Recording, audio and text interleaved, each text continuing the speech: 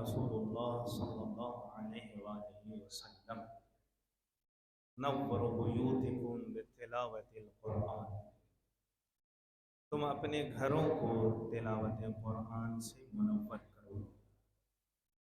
قرآن کی تلاوت ہماری زندگی میں بہت اہم ہے، اس لیے کہ دستور زندگی کا نام قرآن ہے۔ اس لیے ہمارے ہاں ہر محفل اور مجلس اور ہر پروگرام اور ہر جلسے کی شروعات تلاوت کلام پاک سے ہوتی ہے۔ اس لیے میں سب سے پہلے تلاوت کلام پاک کے لیے علی جناب مولانا حجت الاسلام والمسلمین جناب اظہر عباس صاحب سے گزارش ہے کہ وہ آئیں اور آ کر تلاوت کلام پاک سے اس پروگرام کی شروعات کریں۔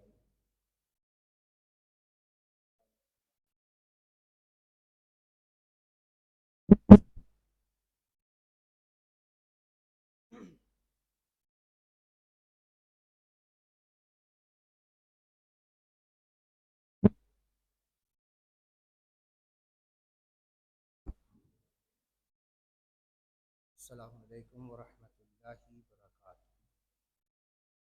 آواز بلند سلوات دیجیے۔ اللہم صلی علی محمد۔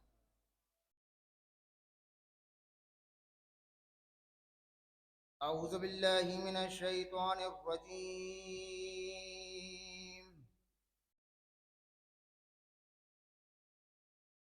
بسم اللہ الرحمن الرحیم۔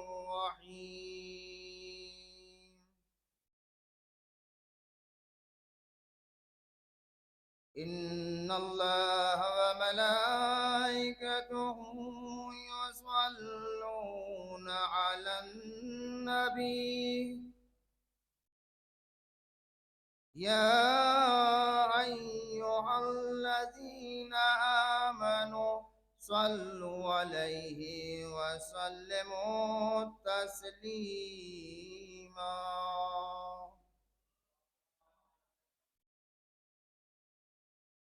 اللہم صل علی محمد وآل محمد وعجل فرجهم۔ اللہم صل علی محمد وآل محمد وعجل فرجهم۔ اللہم صل علی محمد وآل محمد وعجل فرجهم۔ اعوذ باللہ من الشیطان الرجیم،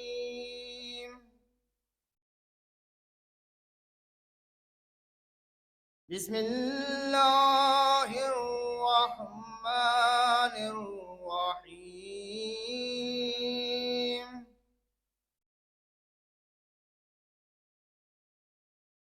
اذا جاء نصر اللہ والفتح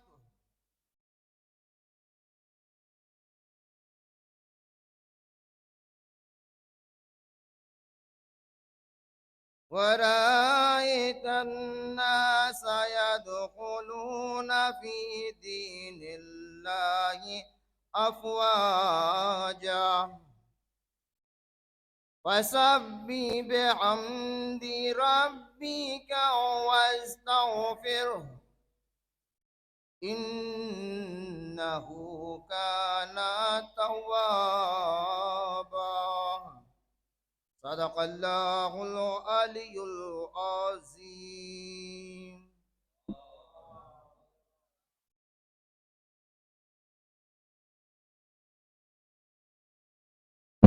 جزاک اللہ، ماشاء اللہ۔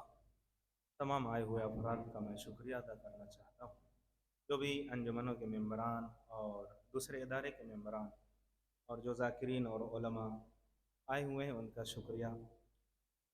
یہ پروگرام، اس پروگرام کی وجہ جو ابھی کچھ ہی دنوں پہلے ایک حالات ایسے تبدیل ہوئے جس میں کچھ مشکلات ہمارے سامنے آئیں، उसी को मद्देनज़र रखते हुए इस प्रोग्राम को रखा गया है, जिसका उन्वान ही है इत्तेहाद उम्मत और हमारी ज़िम्मेदारी। कुरान के सूरह आल इमरान में बिस्मिल्लाहिर्रहमानिर्रहीम वअतसमू बिहब्लिल्लाहि जमीअन वला तफर्रकू, अल्लाह इरशाद फरमाता है कि अल्लाह की रस्सी को मजबूती से थामो, वला तफर्रकू, और ये इख्तलाफ तफरका लड़ाई झगड़ा ना करो। यहाँ पे ये बात लोगों के जहन में और हमारे जहनों में होना चाहिए, जहाँ भी किसी भी लफ्ज़ किसी भी चीज़ के एतबार से अगर झगड़ा पाया जाता है तो कुरान के ख़िलाफ़ अमल है। कोई ऐसी बात ना करो जिससे इख्तलाफ हो, कोई ऐसी गुफ्तगू ना करो, कोई ऐसा काम ना करो कि जहाँ दो मोमिन दो मुस्लिम मिलने के बजाय आपस में लड़ने लगे। इसका नतीजा इस आयत के झैल में ये हुआ, इत्तेहाद यानी लोगों के साथ मिलकर, तमाम मुसलमानों के साथ मिलकर बढ़ना मजबूरी नहीं है बल्कि कुरान का असल कानून है। और इसको अगर देखा जा सकता है तो अहले बैत अथार की सीरत में देखा जा सकता है। अहले बैत अथार ने कोशिश ये की, हर मज़हब के इंसान को अपने से जोड़ा है। जो सुधर नहीं सकता था वो खुद अपनी मजबूरियों की वजह से उनसे अलग हुआ।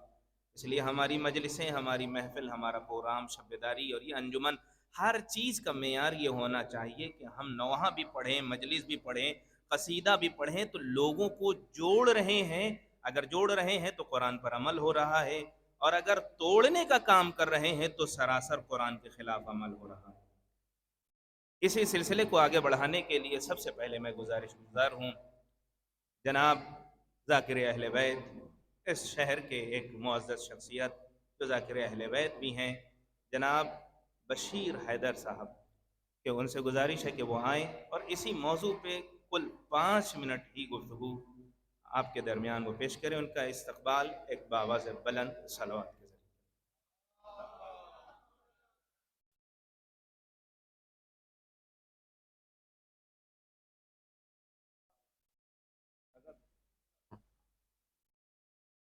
जनाब सदर साहब और उलमा इकराम और सामीन, बहुत ही मुख्तसर सा वक्त आपका लूँगा कि जो आज के हालात हैं। अभी आपने हमारे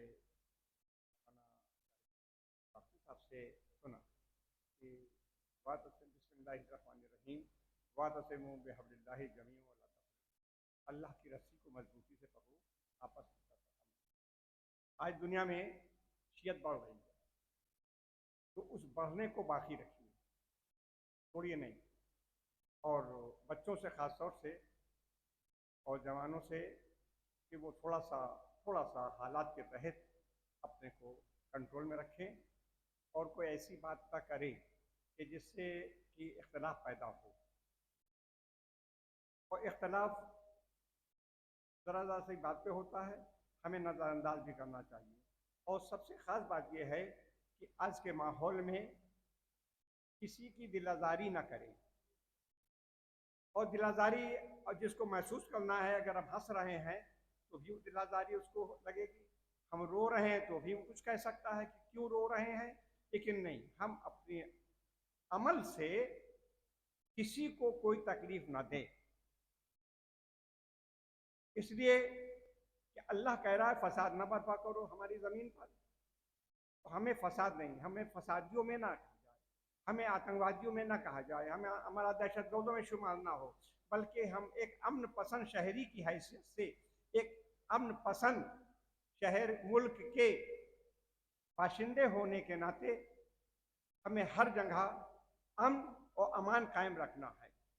और अपने नौजवान बच्चों से यही कहूँगा, बच्चों देखो आज जो दौर चल रहा है, व्हाट्सएप ऐप सिस्टम जितने भी हैं, चैट, टिकटॉक क्या, और उसमें हंसी मजाक ये सब नहीं। देखिए मजाक एक फूहड़ अमल है और उसको आप अदब में लेकर आते हैं, मीडिया में लेके आते हैं, नहीं, इससे परहेज करिए। आज सबसे बड़ी खुशी की बात यह है कि वक्त की पाबंदी के साथ ये प्रोग्राम शुरू हुआ है। इसी तरीके से हर प्रोग्राम वक्त पर शुरू किया जाए तो सबसे बेहतर। यही मुझे आखिर में कहना है, अपने बच्चों से ये आवाज़ जहाँ तक पहुँच जाए पहुँचा दीजिए कि हमें किसी की दिल आज़ारी नहीं करना है। جب ہم اپنے سماج میں رہتے ہیں ہمارے ساتھ بہت سے لوگ ہیں جو ہم سے جڑ کے چلتے ہیں اور اس میں کسی فرقے، کسی قوم، کسی قبیلے، کسی ذات برادری کا کوئی مسئلہ نہیں. جو جس ذات کا ہے اس ذات پہ رہے، جو جس قوم کا ہے اس پہ رہے. ہمیں اس کے ساتھ پیار و محبت کے ساتھ رہنا ہے اور کسی طرح کا ہماری ذات سے کسی کو کوئی نقصان نہ پہنچے، نہ ملک کو، نہ ملت کو، نہ خاندانوں کو، نہ عزیزوں کو. ہمارا کام یہ ہے کہ ہم سب کو جوڑ کر چلیں. بس آخر دعوانا السلام علیکم. ماشاءاللہ میں بہترین طریقے سے ایک مفہوم جو بہت اچھا تھا کہ ہماری کسی بات سے بھی کسی کی دل آزاری نہ ہو، یعنی اگر تکلیف نہ پہنچا رہے ہیں تب کھل کے کہیں کہ ہم اہل بیت اطہار کے چاہنے والے ہیں. اب اس کے بعد میں ایک اور آیت کی تلاوت کرنا چاہتا ہوں. والذین آمنوا اشد حبا للہ. دین اسلام کی پہچان، یا آپ اپنے گھر، اپنے سماج، کہیں آپ ایک مثال دے دیجئے کہ نفرت کی وجہ سے آپ کو اچھا سمجھا گیا ہو. اگر نفرت سے ہم اپنی اولاد سے پیش آتے ہیں تو وہ بھی دوسروں سے محبت تلاش کر لیتا ہے. گھر کے اندر جو علی کا چاہنے والا وہ بھی ہم سے نفرت پسند نہیں کرتا، تو پھر یہ کیسے تصور کریں کہ نفرت کے ذریعے ہم دین پھیلا دیں، نفرت کے ذریعے ہم حق بات لوگوں تک پھیلا دیں. نفرت کے ذریعے کبھی دین نہیں پھیل سکتا، اسے پھیلایا بھی نہیں جا سکتا. اس لیے قرآن نے مومنوں کی ایک صفت والذین آمنوا، وہ لوگ جو ایمان لے آئے، ان کی ایک اہم صفت یہ ہے اشد حبا للہ، اللہ کی راہ میں وہ بہت سخت محبت کرنے والوں میں سے ہیں، شدت کے ساتھ محبت کرنے والے. ساری دنیا نفرت پہ آ کر رک جائے مگر علی کا چاہنے والا آخری مرحلے تک محبت ہی پہ رہے. یہی ہماری پہچان ہے. اس کی مثال اہل بیت اطہار کی زندگی لے سکتے ہیں کہ دشمن نے ہر طرح کی حرکت کی، ہر طرح کے کام کو انجام دیا ان سے نفرت کی بنیاد پر، مگر کہیں تاریخ نہیں ملتی کہ معصوم نے وہی پلٹ کر کام کیا ہو. اس کی مثال رسول کی سیرت، وہ ہمیشہ کوڑا پھینکتی تھی، جس دن نہیں پھینکا اس دن دیکھنے پہنچ گئے. اگر کوڑے کے مقابلے میں رسول برا بھلا کہہ دیتے تو کیا وہ ایمان لاتی؟ اسی طرح ہمیں بھی اپنی مجلس، محفل، شعر، شاعری، سلام، اپنے قصیدے، اپنے نوحے میں بھی کسی چیز کا خیال رکھنا ہے. اب اس کے بعد میں گزارش کروں گا حجت الاسلام علی جناب مولانا فاضل حسین صاحب سے کہ وہ آئیں اور اپنے معروضات کو آپ کے سامنے پیش کریں.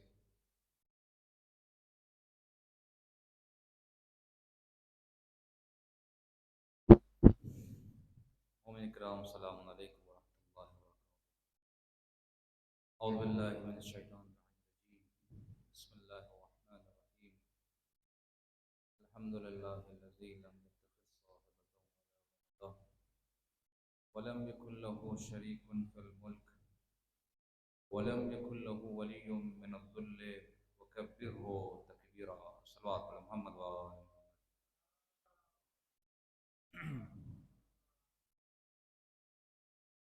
آپ کے سامنے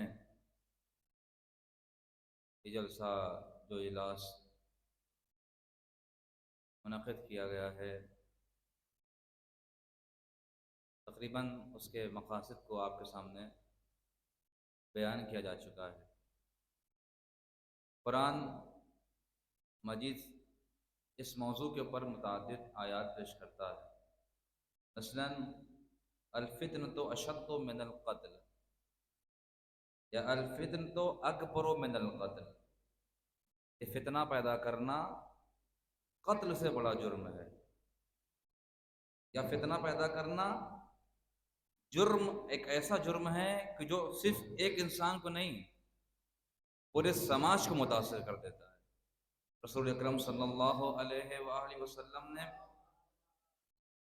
فرمایا کہ جو انسان فتنے کو جگاتا ہے، فرماتے ہیں فتنہ سویا ہوا ہے، جو انسان فتنے کو جگاتا ہے اس نے پوری انسانیت کو متاثر کر دیا ہے.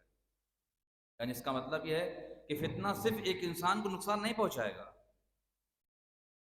ہر انسان کو نقصان پہنچا سکتا ہے، ایک انسان کو نہیں، پوری سماج اور معاشرے کو متاثر کر سکتا ہے۔ تو کیوں نہ ہم سماج میں پیار، محبت، امن، شانتی کے ذریعے سے اپنی باتوں کو پہنچائیں۔ جبکہ رسول اعظم نے جب اسلام کی تبلیغات کو کرنا شروع کیا، اس تبلیغات کے اندر رسول نے کس انداز سے اپنے پیغامات کو پہنچایا ہے، جبکہ کفار، مشرکین، مدینہ والے، مکہ والے سب اپنے قریبی نہیں تھے، بظاہر دل سے ایمان کو قبول کر رہے تھے، ورنہ تو پیٹھ پیچھے رسول کو مارنے کی منصوبے اور سازشیں بنا رہے تھے۔ لیکن اس کے بعد رسول نے اپنے اخلاق کے ذریعے سے، اپنے پیار کے ذریعے سے، امن کے ذریعے سے اس فتنے کو دبایا، اور دبانے کے بعد رسول اعظم نے جب اسلام کا تبلیغات شروع کی تو اس کے بعد جو ایک عجیب بدلاؤ اور تبدیلی آئی وہ رسول کے اخلاق کے ذریعے سے۔ خود جب رسول اعظم طائف گئے، وہاں پر رسول اعظم کو متعدد زخموں کے ذریعے سے رسول کو پریشان کیا گیا، لیکن اس مقام پہ بھی رسول اعظم نے اپنے اخلاق کے ذریعے سے دین اسلام کو پھیلایا۔ تو ہمارا پیغام جو اس نشست کا ہے، بقیہ علماء آپ کے سامنے انشاءاللہ بیان فرمائیں گے کہ ہمیں اپنے سماج میں اور معاشرے میں کس طرح سے جڑ کر رہنا ہے، کیونکہ ہمارا مذہب صرف خود کی بات نہیں کرتا، ہمارا مذہب پوری انسانیت کی بات کرتا ہے۔ فرماتا اگر تم نے ایک انسان کو ظلم کیا، ایک انسان کو قتل کیا، گویا تم نے پوری انسانیت پر ظلم کیا، پوری انسانیت کو مارا۔ تو ایسا مطلب یہ نہیں، اس کا مطلب یہ نہیں کہ ہم کسی ایک انسان کو دکھ پہنچا رہے ہیں تو صرف اپنے دشمن کو پہنچا رہے ہیں، نہیں، ہم پوری انسانیت کو اسے متاثر کر رہے ہیں۔ یہ متاثر کرنا خود ہمارے نقصان دہ نہیں ہے، پوری انسانیت کو ہے۔ سماج کے اندر سے چین کو چھین لینا یہ بھی ظلم ہے، سماج کے اندر فتنہ پیدا کرنا یہ بھی ظلم ہے۔ ظلم کسی کو تماچا مارنا نہیں ہوتا ہے، ظلم کسی کو تماچا مارنا نہیں ہے، سماج کے اندر سے چین کو چھین لینا، بھائی چارے کو چھین لینا، کسی کو دکھ پہنچا دینا، یہ بھی ایک طرح کا ظلم ہوتا ہے۔ بس آپ کی زحمت کو تمام کرتے ہیں، وآخر دعوانا ان الحمدللہ رب العالمین۔ ماشاءاللہ بہترین ایک پیغام کہ صرف کسی کو تماچا مارنا ہی ظلم نہیں ہے، بلکہ آس پاس رہنے والوں کے اگر امن و امان اور سکون کو بھی ٹھیس پہنچ رہا ہے، اس کی وجہ سے بھی ظلم ہو سکتا ہے۔ ایک آیت بہت کام کی آیت ہے، سورہ آراف آیت نمبر 108، بہت اہم پیغام ہے اس میں۔ بسم اللہ الرحمن الرحیم، وَلَا تَسُبُّوا الَّذِينَ يَدْعُونَ مِن دُونِ اللَّهِ فَيَسُبُّوا اللَّهَ بِغَيْرِ عِلْمٍ۔ اس آیت کا صرف ترجمہ، تم سب کا مطلب عربی میں گالی کا بھی ہے، مگر یہاں ایک بڑے معنی میں لیا جائے برا بھلا، تم کسی کو برا بھلا گالی نہ دو۔ کس کو؟ ان لوگوں کو، بت کی بات نہیں ہو رہی، حالانکہ ترجمہ کرتے وقت یہ بھی غلطیاں ہوئی ہیں، بتوں کو گالی نہیں، بلکہ ان لوگوں کو جو بت کے، اللہ کے علاوہ کسی اور کو دعوت دیتے ہیں، کسی اور کو پوجتے ہیں، کسی اور کی عبادت کرتے ہیں، ان کو برا بھلا نہ کہو۔ کیوں؟ اس لیے کہ اگر تم ان کو برا بھلا کہو گے تو نتیجہ یہ ہوگا فیسب اللہ، تو وہ تمہارے اچھے خدا کو لا علمی کی بنیاد پر برا بھلا کہیں گے۔ اگر ہم کسی دوسرے کے کسی بھی بزرگ کو برا بھلا کہہ رہے ہیں تو اس کا نتیجہ یہ ہوگا کہ ہمارے علی جیسی شخصیت کے خلاف ان لوگوں کی زبانیں کھلیں گی کہ جنہیں پاکیزگی کا شعور تک نہیں ہے۔ بس اس کے بعد ایک آیت کے ذیل میں اب میری گزارش ہے علی جناب مولانا ذاکر اہل بیت، بہترین ذاکر فیروز حیدر صاحب سے کہ وہ آئیں اور آ کر آپ کے سامنے 5 منٹ میں اپنے معروضات کو پیش کریں۔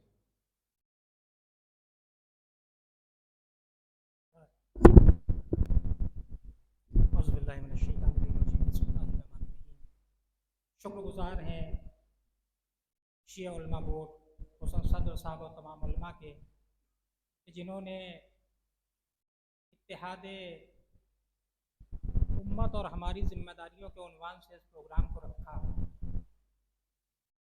ہر شخص کی ذمہ داری ہے کہ وہ سماج میں پھیلی ہوئی بیماریوں کو ختم کرنے کی کوشش کرے، چاہے وہ عالم ہو یا ذاکر ہو یا خطیب ہو یا شاعر ہو یا وہ مومن ہو جو صرف مجلسوں میں شرکت کرتا ہے۔ غلط کو غلط اور صحیح کو صحیح کہنا ایک آدمی کی ذمہ داری ہے، کیونکہ ہم ہندوستان میں رہتے ہیں اور ہمارا ملک ہندوستان گنگا جمنی تہذیب کا مرکز ہے۔ یہاں ہندو، مسلم، سکھ، عیسائی، شیعہ، سنی مل کے رہتے ہیں۔ میں لفظوں کو بدل دوں تو بات کچھ یوں بنے گی کہ جس ملک میں پاون گنگا کے نرمل دھاروں کو آب زمزم گلے لگاتا ہو،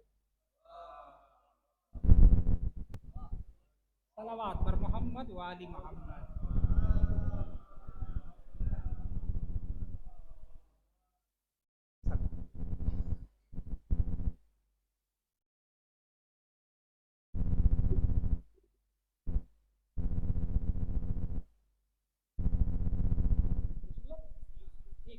صلوات پر محمد و آل محمد۔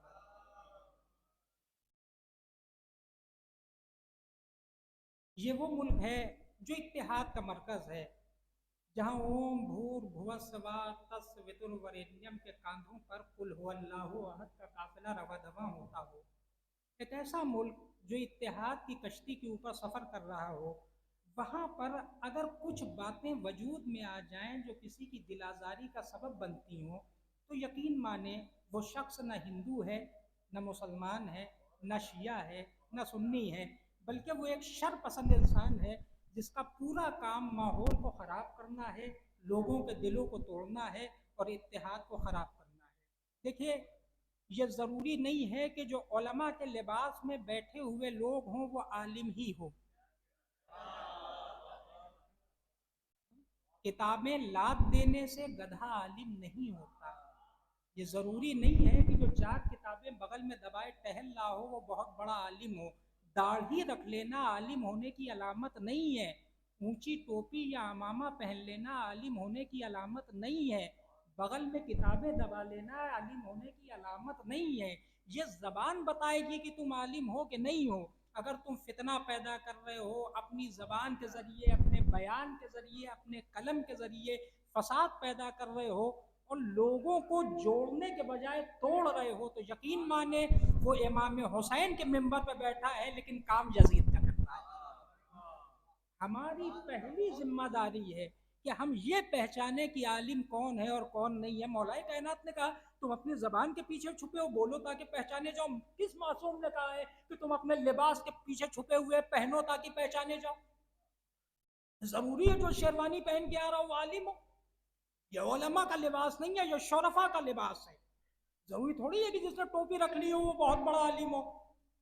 ابھی میرے پاس 2 منٹ ہیں، ٹھیک ہے میرے حضور؟ یہ ضروری تھوڑی ہے کہ جس کے ماتھے پہ ڈھٹا لگا ہوا بہت زبردست عالم ہے، صاحب کیا کہنے ان کے، بھی ضروری نہیں ہے۔ ہاں اگر بولے گا تو پہچانا جائے گا۔ ہماری پہلی ذمہ داری ہے ان تمام علماء، خطبہ اور ذاکرین سے کہ بولنے میں اس بات کا خیال رکھیں کہ کیا بول رہے ہیں۔ ایسا تو نہیں ہے کہ آیت کچھ اور پڑھی کچھ جا رہی ہو، ایسا تو نہیں ہے کہ ترجمہ کچھ اور بیان کچھ کیا جا رہا ہو، ایسا تو نہیں ہے کہ رسول خدا نے حدیث کچھ اور کہی ہو اور قال رسول اللہ کہے کہ کچھ اور بیان کیا جا رہا ہو۔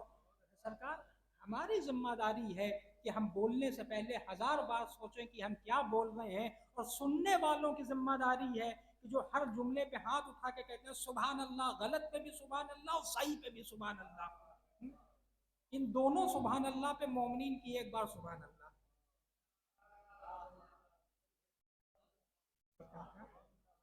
تو سبحان اللہ کہنے والے یوتھ اور ٹینیجرز کی ذمہ داری ہے کہ پہلے غور کریں اور سنیں کہ بات سبحان اللہ کے لائق ہے بھی کہ نہیں ہے، شعر سبحان اللہ والا ہے بھی کہ نہیں ہے۔ غلط بات پہ سبحان اللہ غلط آدمی کی ہمت کو بڑھا دیتی ہے، لہٰذا پیچھے چلیں بہت اچھی بات ہے، لیکن ایک صحیح عالم کے پیچھے چلیں جو سماج و معاشرے کو جوڑ رہا ہو، ایک عالم کی پیروی کریں۔ کوئی بھی مذہب اس بات کا حکم نہیں دیتا ہے کہ کسی کی دل آزاری کی جائے، جیسے کہ ابھی قبلہ و کعبہ مولانا شاہد امام باقری صاحب نے کہا تھا کہ آپ کسی جھوٹے خدا کو برا کہیں گے تو پلٹ کے آپ کے سچے خدا کے لیے وہ نازیبہ کلمات یا غلط جملوں کا استعمال کرے گا، اور اگر ایسا ہوتا ہے تو یقین مانیں اس کے ذمہ دار آپ خود ہوتے ہیں. وآخر دعوانا الحمدللہ. میں بہت شکریہ ادا کرنا چاہتا ہوں جناب فیروز صاحب، مولانا ذاکر اہل بیت فیروز حیدر صاحب کا، اور اس کے بعد بہت سے مہمان اور بڑھ گئے ہمارے. جتنے بھی لوگ آئے ہیں ان کا پھر سے ہم شکریہ ادا کر رہے ہیں کہ آپ کا خیر مقدم ہے شیعہ علماء بورڈ کانپور کی طرف سے. بہترین مولانا شعیب نقوی صاحب بھی ہیں، منور صاحب بھی ہیں، ذاکر اہل بیت. تو کافی لوگ، طالب حسینی صاحب آپ کے بہترین ناظم ذاکر اہل بیت، وہ بھی موجود ہیں. اب اس مرتبہ میں کسی کو دعوت دینے سے پہلے زیادہ کچھ نہیں بولنا چاہتا ہوں. میں آپ کے روبرو جو یہاں کے حالات ہوئے ابو ذر صاحب رہ گئے، ارباب صاحب، یہ جو یہاں کے حالات ہوئے، کیا ہوا، اس لیے کہ باہر جو خبریں پہنچیں وہ آدھی پہنچیں، اس کی اور بھی ڈیٹیلز ہیں. ہوا کیا تھا، اس کو کس طرح سے بہت اچھے طریقے سے، منظم طریقے سے مولانا حامد حسین صاحب نے کیسے مینیج کیا، اس کی تھوڑی سی تفصیل کے لیے میں دعوت دیتا ہوں خود علی جناب مولانا حجت الاسلام والمسلمین حامد حسین صاحب سے کہ وہ آئیں اور اس واقعے اور اس کے پس منظر کی تھوڑی سی تفصیل پیش کریں. ایک باواز بلند صلوات.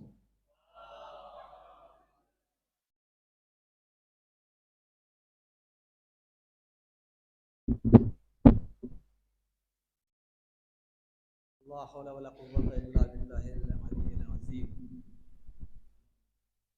بسم اللہ الرحمن الرحیم. الفتنة اشد من القتل. چونکہ ناظم پروگرام نے میرا موضوع منتخب کر دیا ہے کہ مجھے اس سلسلے میں بتانا ہے کہ جو 7 ستمبر کو بہت سارے مومنین یہاں پر تشریف فرما ہے کہ جو انہوں نے اپنی آنکھوں سے دیکھا، حالات کیسے تھے، یہ مومنین بتا سکتے ہیں. میں خود اب سوچنے پہ مجبور ہوں کہ اس پروردگار عالم کا لاکھ لاکھ شکر ہے کہ اس نے کیسے ہمت دی. ہمارے سامنے ہمارے بھائی عامر صاحب بیٹھے ہی ہمارے شانہ بشانہ اس وقت موجود تھے. حالات کتنے خراب تھے، لیکن ایک بات میں علماء کے درمیان اور شہر سے آئے ہوئے ذمہ داران کے درمیان اور انجمن ہائے ماتمی کے ذمہ داران کے درمیان کہنا چاہتا ہوں کہ ہمارے محلے کے اہل سنت حضرات نے، ہمارے سنی بھائیوں نے اس وقت ہمارا بہت ساتھ دیا. میں ایک بات بتانا چاہتا ہوں کہ ایسا ماحول بن گیا تھا کہ میں بھی ایک لمحے پہ لیے سوچنے مجبور ہو گیا کہ میں آگے قدم بڑھاؤں یا نہ بڑھاؤں. تو وہاں پر ہمارے بچوں کے دلوں میں خوف پیدا ہو گیا تھا، ڈر رہے تھے اور ہمیں روکا بھی. لیکن ہمارے سنی بھائیوں نے آگے بڑھنے کے بعد کا مولانا پہلے ہم، اگر خدا نہ خواستہ کوئی اس وقت آیا تو ہم پہلے جان دیں گے، بعد میں آپ کے اوپر کوئی حرف آئے گا. انہوں نے حوصلہ بڑھایا، ہمیں لے کے گئے اور بہت ساتھ دیا. لیکن جس آئے مبارکہ کی میں نے تلاوت کا شرف حاصل کیا ہے، یہ غالباً سورہ بقرہ کی آیت نمبر 191 ہے. الفتنۃ اشد من القتل. فتنہ پھیلانا قتل سے بڑا جرم ہے. فتنہ پھیلانا قتل سے بڑا جرم ہے. ہمارے بچوں کے ذہن میں یہ آ سکتا ہے کہ قتل کہاں اور فتنہ کہاں. فتنہ میں تو کوئی زندگی جاتی نہیں ہے، کسی کی موت ہوتی نہیں ہے، کوئی مرتا ہے نہیں. مولانا یہ کیا بیان کر رہے ہیں؟ اب غور کریے گا فتنہ اور قتل میں کتنا بڑا فرق ہے. قتل کا معاملہ اور فتنے کا معاملہ، ایک قاتل ہوتا ہے اور ایک مقتول ہوتا ہے. یعنی صرف 2 لوگوں کے درمیان کا یہ معاملہ ہوتا ہے، قاتل دوسرا مقتول، ایک قتل کرنے والا دوسرا قتل ہونے والا. یعنی یہ محدود ہو گیا.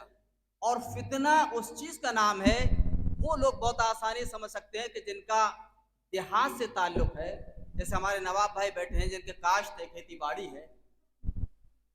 اپریل مئی کے زمانے میں جب گیہوں کی فصل ہوتی ہے، ایک چنگاری ایک چنگاری جو ہے سینکڑوں بیگھے کی فصل کو برباد کرنے میں 5-10 منٹ کا وقت لیتی ہے۔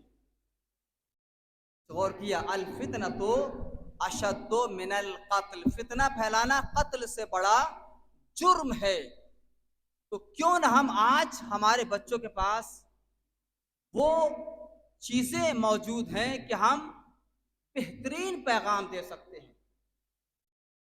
بلکہ جملہ کہوں کہ حسینی کبھی بھی توڑنے کا کام نہیں کرتے ہیں، بلکہ حسینی جوڑنے کا کام کرتے ہیں۔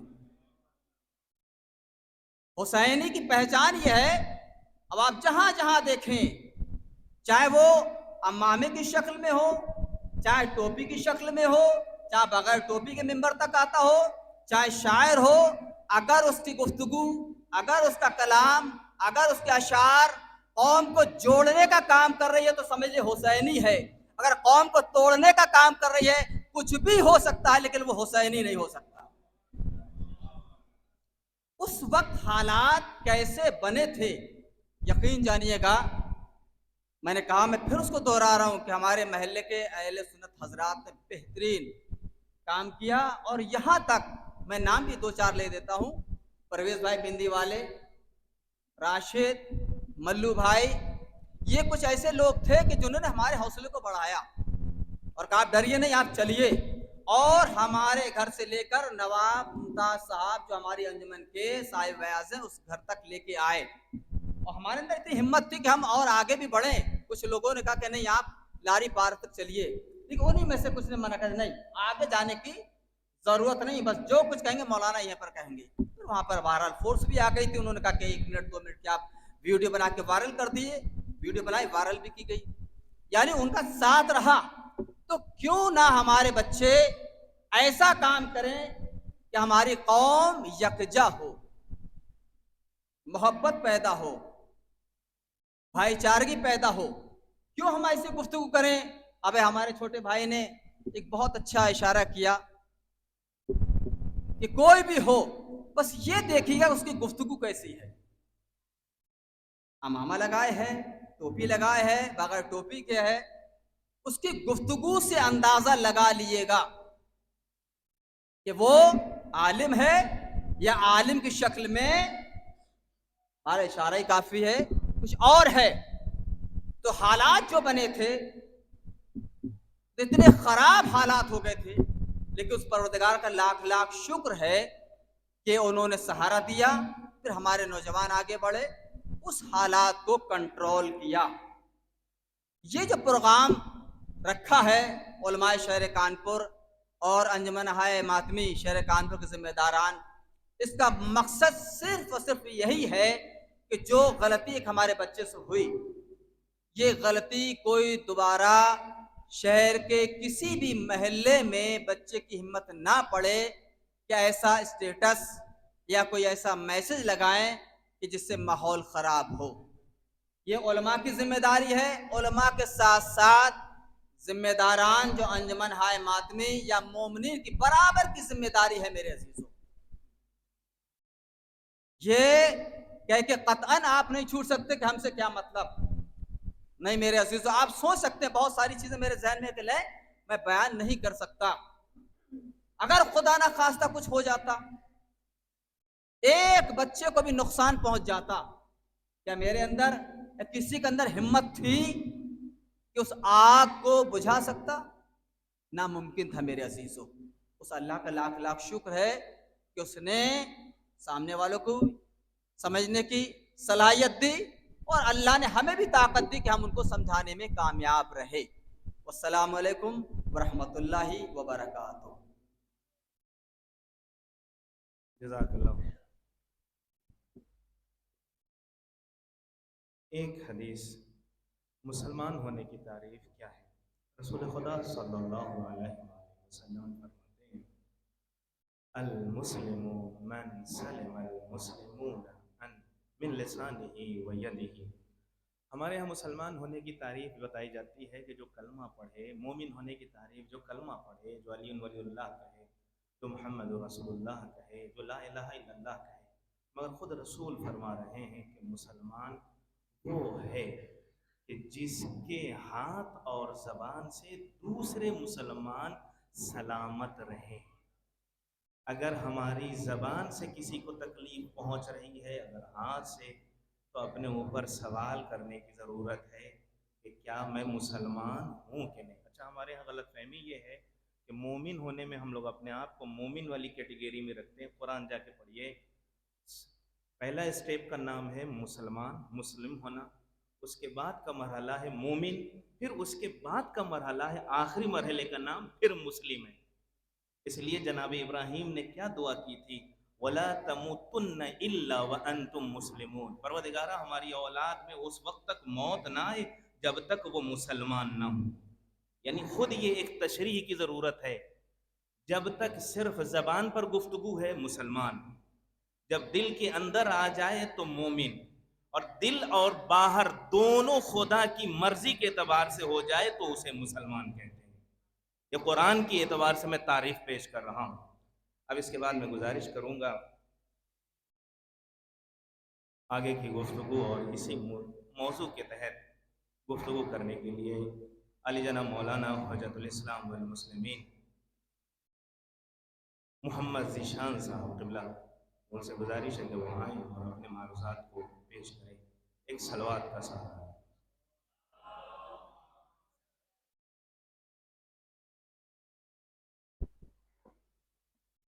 اعوذ باللہ من الشیطان اللعین الرجیم، بسم اللہ الرحمن الرحیم، الحمدللہ رب العالمین، الصلاة والسلام علی اشرف الانبیاء والمرسلین وعلی آلہ الطیبین الطاہرین المعصومین، اما بعد، فقد قال سبحانہ وتعالی فی القرآن الکریم، بسم اللہ الرحمن الرحیم، ولا تسبوا الذین یدعون من دون اللہ فیسبوا اللہ عدوا بغیر علم، صلوات علی محمد وعلی محمد۔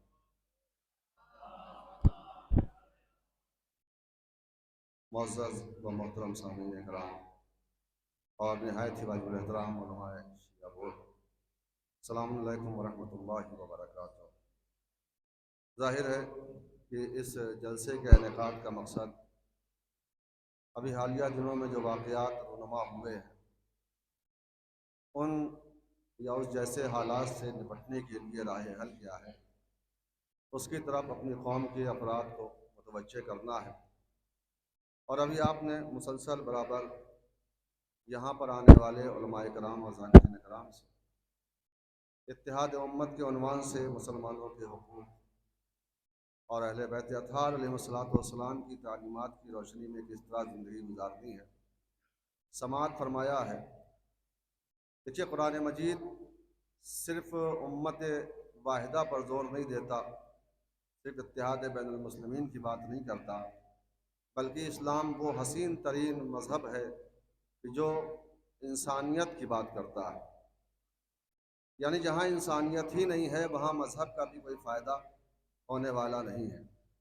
لہٰذا گفتگو کی جائے تو انسانیت کے حوالے سے، اس لیے کہ اہل بیت اطہار علیہ السلام اور قرآن مجید کی آیات کی روشنی میں یہ بات بالکل واضح ہے کہ ایک انسان کا دوسرے انسان کے اوپر بہت سا حق ہے جو وارد ہوتا ہے، اور انسان کو چاہیے کہ ان حقوق کی رعایت کرے، اگرچہ وہ کسی مذہب کا ہو، کسی مسلک کا ہو۔ اتحاد کا مطلب صرف یہ نہیں ہے کہ وہ ہمارا ہم عقیدہ بن جائے، اتحاد کا مطلب یہ نہیں ہے کہ وہ ہمارا ہم مسلک ہو، بلکہ اتحاد کا مطلب یہ ہے کہ آپس میں محبت اور بھائی چارگی میں اضافہ ہو، اسی کو اتحاد کہا جاتا ہے۔ چاہے یہ ایک مسلمان کا دوسرے مسلمان کے حوالے سے ہو، چاہے یہ ایک انسان کا کسی دوسرے انسان کے حوالے سے ہو۔ لہٰذا تعلیمات اہل بیت اطہار علیہ السلام میں اس بات کی طرف بہت زیادہ متوجہ کیا گیا ہے۔ عزیزان محترم، گفتگو بہت ہو رہی ہے لیکن سوال ایک پھر بھی رہ جاتا ہے، اور وہ یہ رہ جاتا ہے کہ آخر یہ تمام باتیں جو ہمارے سامنے رونما ہوتی ہیں اور ان حالات کو ہمیں اکثر و بیشتر فیس کرنا پڑتا ہے، اس کے پیچھے ریزن کیا ہے، اس کے پیچھے مقصد کیا ہے؟ یہ باتیں کیوں ہمارے سامنے آتی ہیں کہ ہمارا نوجوان اٹھتا ہے اور اٹھنے کے بعد اس طرح کی باتیں کرتا ہے کہ جس کے ذریعے سے کہیں نہ کہیں قوم میں خلفشار مچتا ہے، ایک انتشار ہوتا ہے اور لوگ ایک دوسرے کے سامنے سفارا ہوتے ہیں۔ اس سوال کا جواب ڈھونڈنا بھی ہمارے لیے بہت ضروری ہے۔ اور یاد رکھیے گا اس سوال کا جواب صرف اتنا ہے، یہ جو ممبر پر علماء حضرات آتے ہیں، ذاکرین آتے ہیں، اگر ہم ان کے ساتھ یا ان کے بارے میں پہلے تحقیق کریں، غور کریں کہ آیا یہ جو شخص ممبر رسول پر آ کر ہمیں تنبیہ کر رہا ہے، واعظ و نصیحت کر رہا ہے، آیا اس کا تعلق واقعی تعلیمات اہل بیت سے ہے یا صرف یہ اپنی واہ واہی کے لیے اس مجلس کو پڑھ رہا ہے؟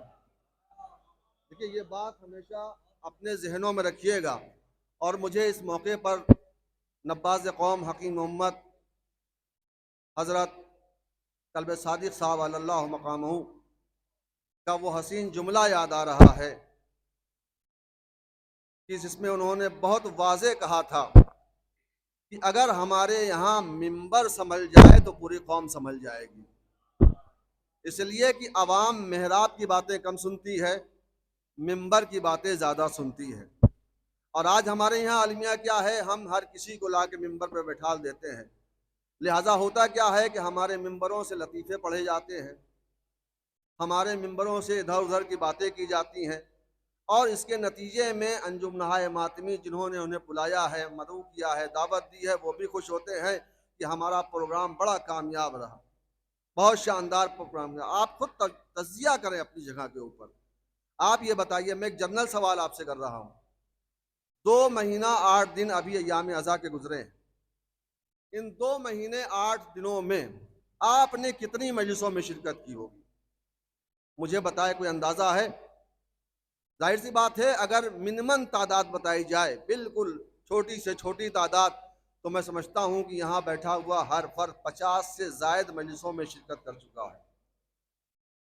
یہ 2 مہینہ 8 دن میں، حالانکہ عشرے کے درمیان خود اتنی مجالس ہوتی ہیں کہ آدمی ایک گھر سے نکلتا ہے اور دوسرے گھر میں ایک فرش عزا سے دوسری فرش عزا تک، ایک عزا خانے سے دوسرے عزا خانے تک پہنچتا ہے۔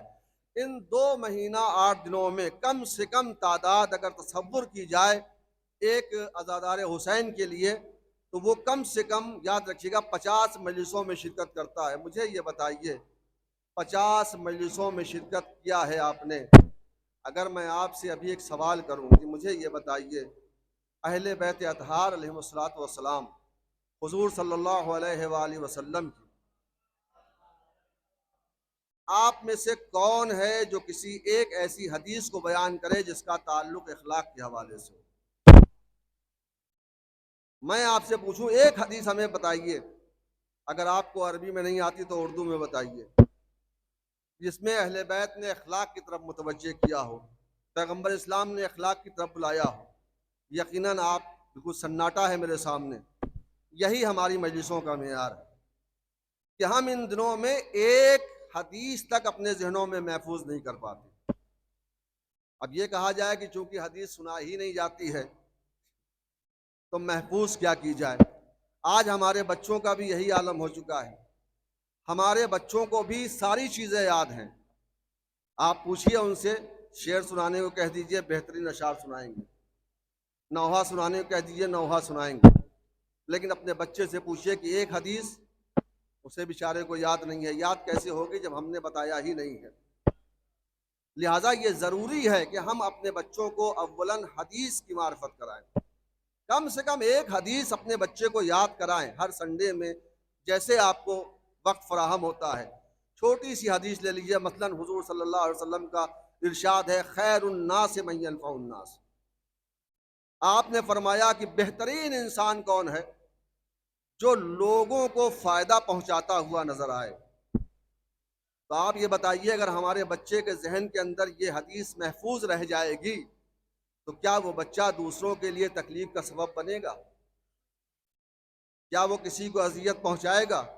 کیوں کا؟ اس لیے کہ ہم جس رسول کا کلمہ پڑھ رہے ہیں اور جس مکتب کے فالوور ہیں، جس مکتب کے پیروکار ہیں، ظاہر ہے ان کی تعلیمات میں یہ ہے کہ بہترین انسان تو وہی ہو سکتا ہے جو دوسروں کے لیے فائدہ مند بن جائے، یعنی جس کا اپنا وجود دوسروں کو فائدہ پہنچاتا ہوا نظر آئے۔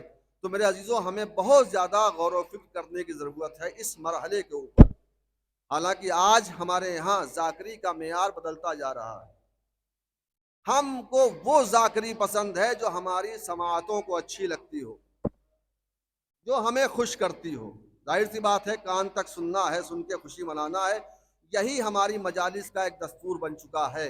لیکن یاد رکھیے اگر یہ مجلسیں درسگاہ حسینی کے نام سے جانی جاتی ہیں تو درسگاہ کا اصول یہ ہوتا ہے کہ استاد جو کچھ بیان کر رہا ہے اسے محفوظ کیا جائے۔ آپ توجہ فرما رہے ہیں، مولانا امیر المومنین کا یہی جملہ ہے کہ العلم و علمان، علم کی دو قسمیں ہوتی ہیں، مسموع و مطبوع۔ ایک علم وہ ہے کہ جو سماعتوں تک محدود رہتا ہے، اور ایک علم وہ ہے جو سماعتوں سے گزر کر دل کی زمین پر جاگزی ہو جاتا ہے۔ پھر معصوم فرماتے ہیں کہ یاد رکھنا علم ہمیشہ وہی فائدہ پہنچاتا ہے جو سماعتوں سے ہو کر دلوں کے اندر گھر کر جائے، دلوں کے اندر رش بس جائے، وہی علم جو ہے وہ فائدے مند ہے۔ لہٰذا ہم ہر آنے والے ذاکر سے یہ گزارش کریں کہ وہ ایسی باتیں پڑھے کہ جس سے ہماری معرفت میں اضافہ ہو اور ہم آل محمد کی تعلیمات سے حقیقی طور پر واقف ہو سکیں۔ یہ صرف واہ واہی کی مجلسیں برپا کرنے سے کچھ حاصل ہونے والا نہیں ہے، اور یہی ذمہ داری ہر شخص کی ہے۔ میں یہ نہیں کہتا کہ خالی ممبر کی ذمہ داری ہے، بلکہ اسی ممبر پر عالم بھی آتے ہیں، ذاکر بھی آتے ہیں، خطبہ بھی آتے ہیں، شعراء بھی آتے ہیں، ہر طرح کے لوگ آتے ہیں۔ لہٰذا یہ شعراء کی بھی بڑی ذمہ داری ہے کہ اگر وہ اشعار کہیں تو تعلیمات اہل بیت کو عام کرنے کے لیے اشعار ہوں، ورنہ آج ہمارے یہاں دیکھیے شاعر شعر کہتا ہے کسی اور عنوان سے اور بعد میں اپنے بچوں کو کسی اور عنوان سے یاد کرا دیا جاتا ہے۔ میں مثال دوں، بچپن میں ایک شعر پڑھا جاتا تھا، ایک 4 مصرے کہ پتھر پہ علم دین کا گاڑا کس نے اور للکار کے مرحب کو پچھاڑا کس نے، اصحاب پیمبر تو سبھی تھے موجود، بولو بولو در خیبر کو اکھاڑا کس نے۔ اچھا شعر ہے، مگر اب اس کو یوں بگاڑ کے پڑھا جانے لگا کہ پتھر پہ علم دین کا گاڑا ہوتا، للکار کے مرحب کو پچھاڑا ہوتا، اصحاب پیمبر تو سبھی تھے موجود، در خیبر نہ صحیح کچھ تو اکھاڑا ہوتا۔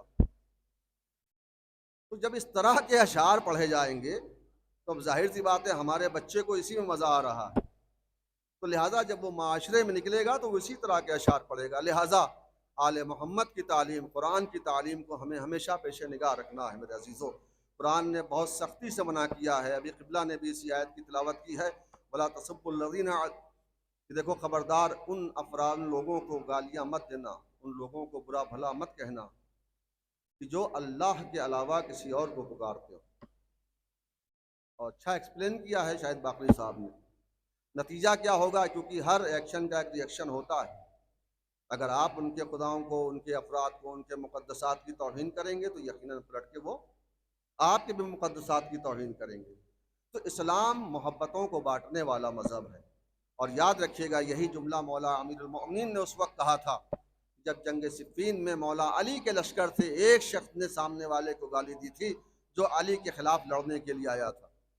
جب دشمنوں میں سے ایک شخص کو گالی دی ہے علی کے لشکر والے نے تو مولا امیر المومنین نے شدید ناراضگی کا اظہار کرتے ہوئے فرمایا تھا خبردار، علی کو یہ قطعاً پسند نہیں ہے کہ ایک علی والا علی کے دشمن کو بھی گالی دیتا ہوا نظر آئے۔ تو لہٰذا یہ ہماری ذمہ داری ہے کہ ہم جس معاشرے کا حصہ ہیں اس معاشرے میں صرف محبتوں کو عام کرتے رہیں، نفرتوں کو مٹاتے ہوئے چلیں۔ یہی اصل میں تعلیم قرآن ہے، اور یہی اہل بیت اطہار صلی اللہ علیہ وسلم کی سیرت طیبہ ہے۔ وآخر دعوانا الحمدللہ رب العالمین۔ جزاک اللہ، ماشاء اللہ۔ جیسے بہت سے انجمنوں کے ممبران یہاں تشریف لائے ہیں، اداروں کے معزز حضرات، ان کا پھر سے میں شکریہ ادا کرنا چاہتا ہوں جن کا پہلے میں شکریہ ادا نہ کر سکا، اور ذاکرین اور خطبہ جو ابھی آئے ہیں ان کا بھی شکریہ شیعہ علماء بورڈ کانپور کی طرف سے ہم ادا کرنا چاہتے ہیں۔ ایک آیت پھر سورہ آل عمران، قُلْ يَا أَهْلَ الْكِتَابِ تَعَالَوْا إِلَىٰ كَلِمَةٍ سَوَاءٍ بَيْنَنَا وَبَيْنَكُمْ أَلَّا نَعْبُدَ إِلَّا اللَّهَ۔ اے رسول، آپ عیسائیوں اور یہودیوں سے کہہ دیجئے، اہل کتاب سے کہہ دیجئے کہ ہم لوگ اس چیز پر متحد ہو جائیں، اس چیز کی طرف آگے بڑھیں جو دونوں کے درمیان مشترک ہے، ہمارے اور تمہارے درمیان جو بھی مشترک ہے اس میں ہم تعالو، اس کی طرف آئیں۔ اور وہ مشترک کیا ہے؟ اللہ نعبد الا اللہ، اللہ کے علاوہ کسی کی عبادت، چاہے یہودی ہو یا عیسائی، وہ بھی خدا کی عبادت کرتا ہے، ہم بھی، حالانکہ اس کا مذہب اور مسلک وہ الگ ہے، اس کی عبادتیں الگ ہیں، اس کا طور طریقہ الگ ہے، مگر خدا حکم دے رہا ہے، رسول وہ خدا کو مان رہا ہے، آپ بھی مانتے ہیں، یہ دونوں مشترک ہیں، اسی پر مل کر آپ اپنے کاموں کو انجام دیجیے۔ جب اہل کتاب کے حوالے سے یہ ہے تو پھر تمام مسلمان بھائی، ان کا بھی کعبہ، قبلہ، قرآن، یہ سارا ایک ہے، تو ہمیں متحد، یہاں پہ ایک ذرا سا غلط فہمی ہوتی ہے اور اسی کا کچھ لوگ غلط فائدہ اٹھاتے ہیں، وہ اتحاد ہم کر لیں گے۔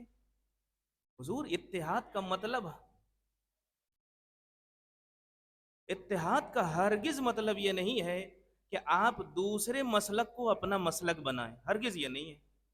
وہ اپنے ٹائم پہ روزہ کھولیں، ہم اپنے ٹائم پہ، لیکن جب دشمن کے مقابلے میں کھڑے ہوں تو پھر یہ فرق نہ ہو کہ تمہارا دین یہ کہتا ہے میرا، نہ، دونوں کا قرآن ایک ہے۔ دشمن سے مقابلہ ہمیں مل کے کرنا ہے، اور اس زمانے میں تو ہم نے دیکھا ایک طرف سے لبنان شیعت کی رہنمائی کر رہا تھا، لیڈرشپ کر رہا تھا، اور ایک طرف سے اہل سنت کی طرف سے کچھ گروپ آگے بڑھے، تو پوری دنیا حیران ہے، صرف 2 چھوٹے گروپ ملے ہیں۔ تو یہ دشمن کبھی نہیں چاہتا کہ ہم متحد ہوں، اختلاف کہیں بھی صحیح نہیں ہے۔ اب اس کے بعد میں گزارش کروں گا حجت الاسلام علی جناب مولانا علمدار حسین صاحب قبلہ سے کہ وہ آئیں اور اپنے معروضات کو پیش کریں، ایک صلوات کا ساتھ۔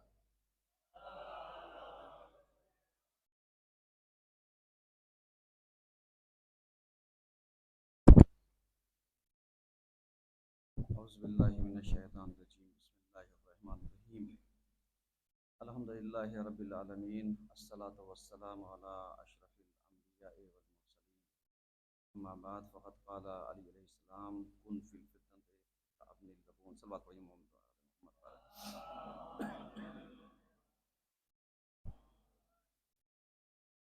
عزیزان گرامی، میرے پاس کل جو وقت دیا گیا ہے، مطلب پہلے سے، وہ 7 منٹ ہے۔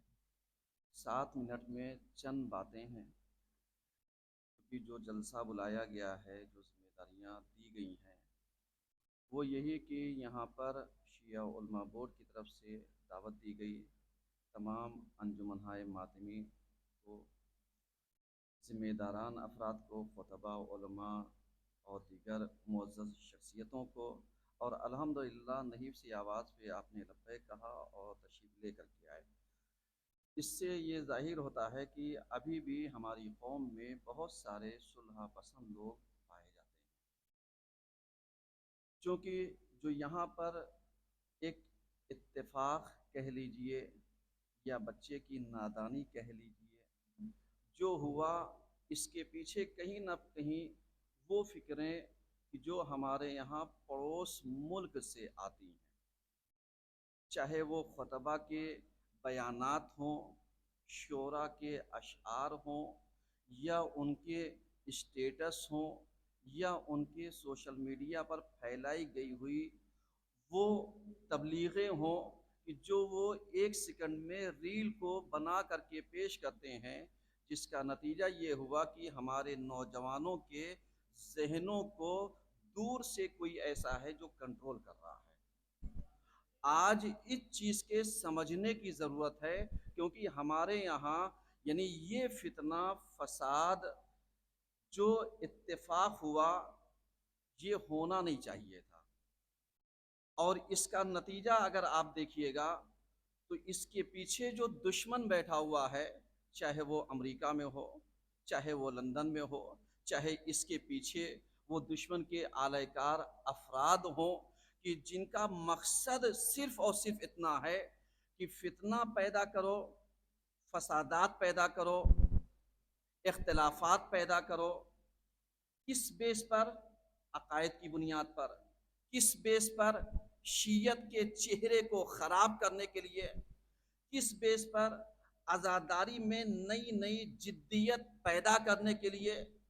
کس طریقے سے؟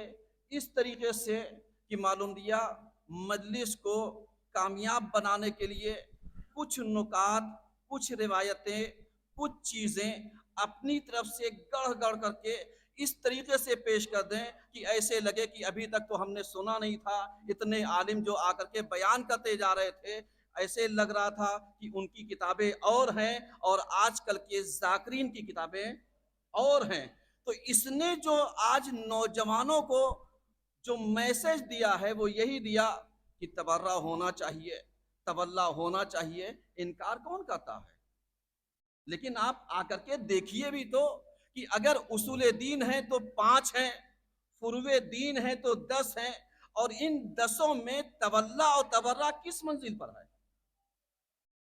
آپ ذرا سا اس چیز کو غور کیجئے، اور جب ان چیزوں کو غور کیجئے گا تب سمجھ میں آئے گا کہ اگر آپ اصول دین کو مانتے ہیں تو آئیے توحید ہمارے پاس کتنی ہے، عدالت ہمارے پاس کتنی ہے، نبوت کتنی ہے، امامت کے مصداق کو ہم کتنا سمجھتے ہیں، اور قیامت کے مفاہیم سے کتنا آشنائی رکھتے ہیں۔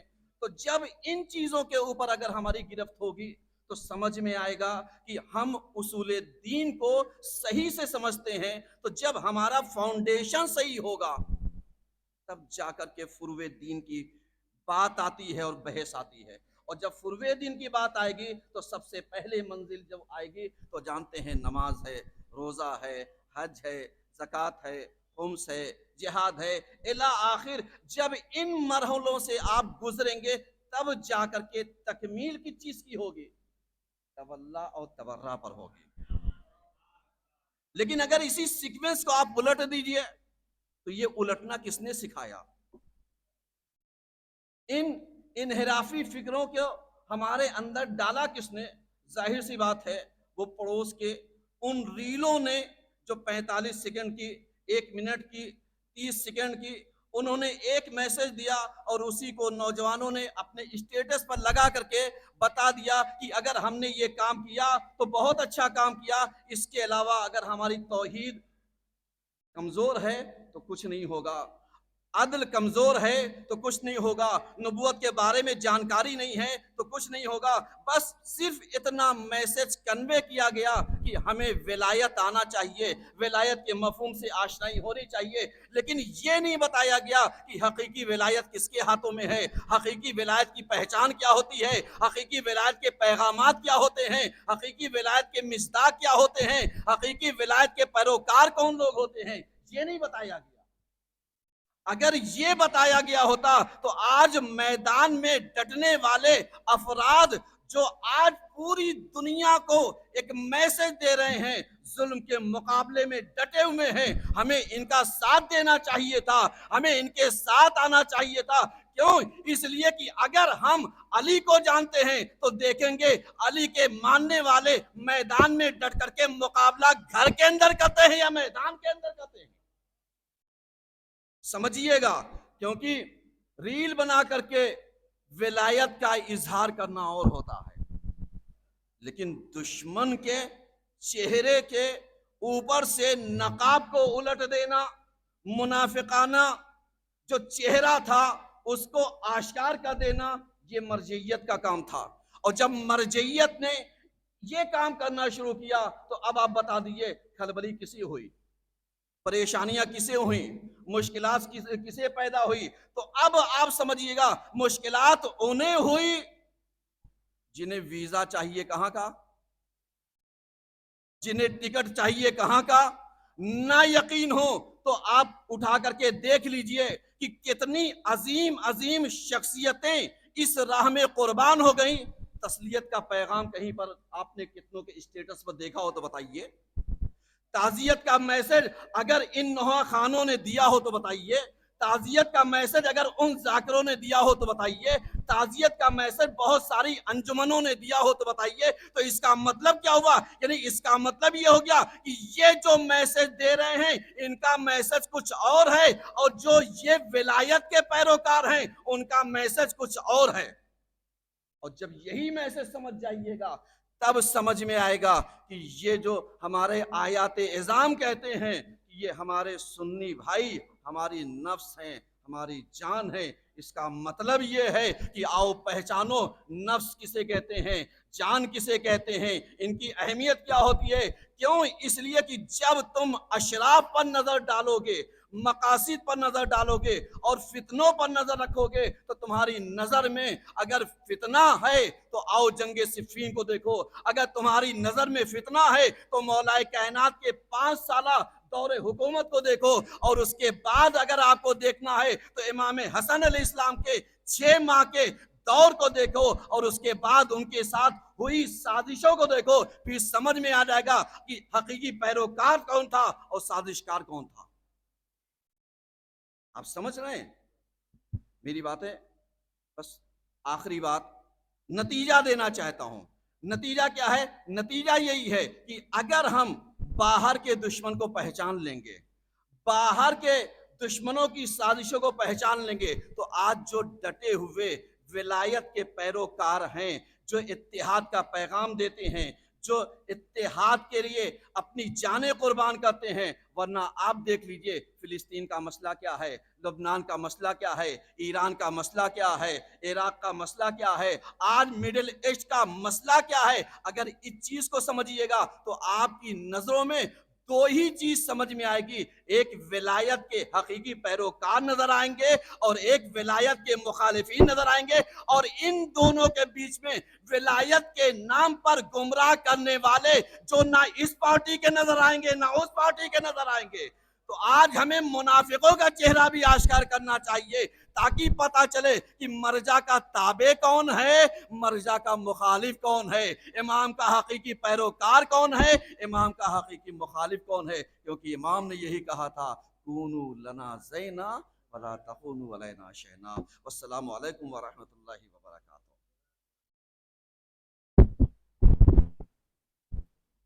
یہ مائک ہے ان کے پاس، انشاءاللہ اس کے بعد صدر صاحب ہیں، اور اس کے بعد اگر آپ میں سے کوئی بھی یہ جو اختلاف اور یہ جو اس طرح کی مشکلات آتی ہیں، صرف اسی سے مربوط اگر کوئی مشورہ دینا ہو، جیسے اب تک جو بات ہوئی، اچھے ذاکرین کا انتخاب کیا جائے، ذاکرین پہ غور و فکر کیا جائے، جسے بلایا جائے وہاں کے حالات بتا دیے جائیں، اس کے علاوہ اگر آپ کے نظر میں کوئی، اگر آپ کی دید میں کوئی اگر آئیڈیا آتا ہو تو آپ ضرور اسے شیئر کریں، صرف موضوع یہی رہے گا، دوسرا کوئی نہیں۔ اب ایک چیز جو بہت اچھی گفتگو کر رہے تھے اسے میں ایک حدیث سے اور ایک صلوات پڑھیں محمد وآلہ۔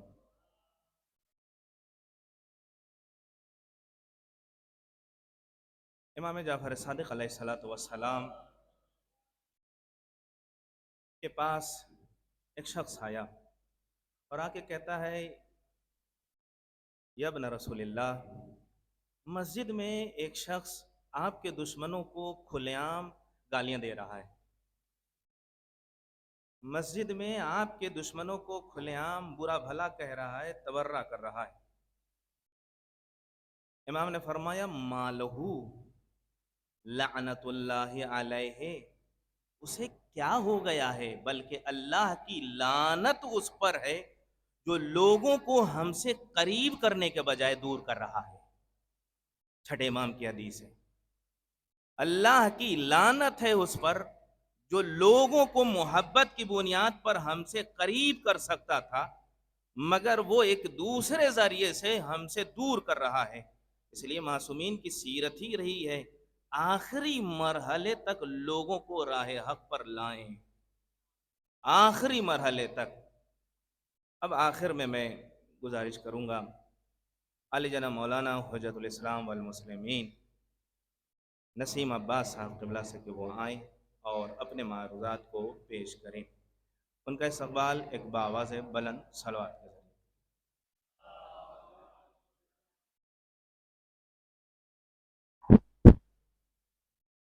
السلام علیکم ورحمۃ اللہ۔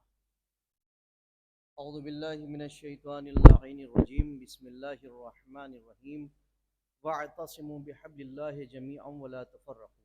صلوات پڑھ دیں محمد وآل محمد۔ علماء کرام نے الگ الگ زاویے سے لیکن مقصد سب کا ایک ہی ہے، گفتگو کری اور آپ سب نے بہتر انداز میں سماعت بھی کیا۔ مولانا علمدار صاحب قبلہ بھی تقریر کر رہے تھے، بہترین تقریر۔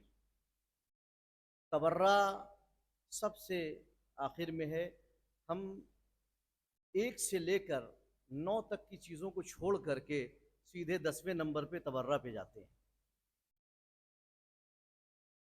इस तबर्रा करने वाले को ना 7वां नंबर पसंद है, ना 8वां नंबर पसंद है।